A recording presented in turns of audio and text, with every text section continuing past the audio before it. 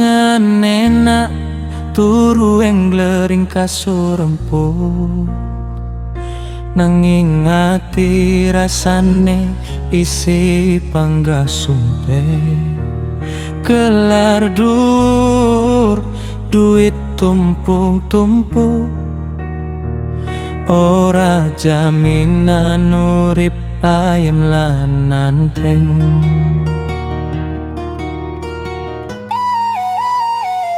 Emas picis dadi pajangan ning lemari, nanging rasa tentrem ora bisa dituku.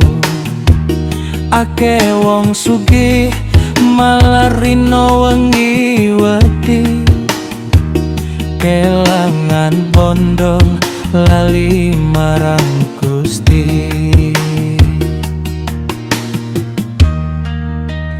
Ojo mengoyak dunyo nganti lali dulur, bondo kuwi mung titipan bakal luntur.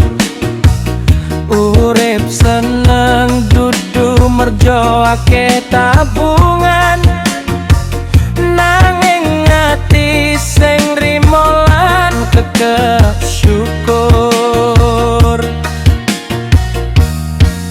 Sopo sing narimo iku sing bakal mulya, senajan mung sego aking rasane dadi kuro. Mergo ayem iku asale saka jero dodo, dudu saka koper sing isine duit suto.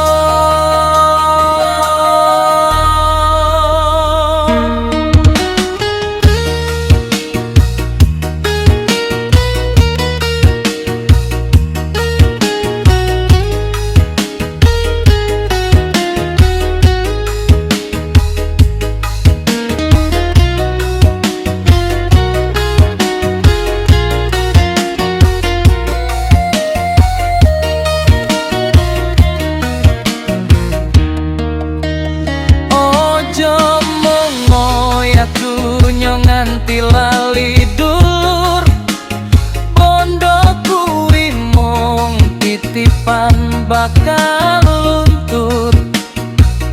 Urip seneng dudu mergo akeh tabungan, nanging ati sing rimo lan kebak syukur.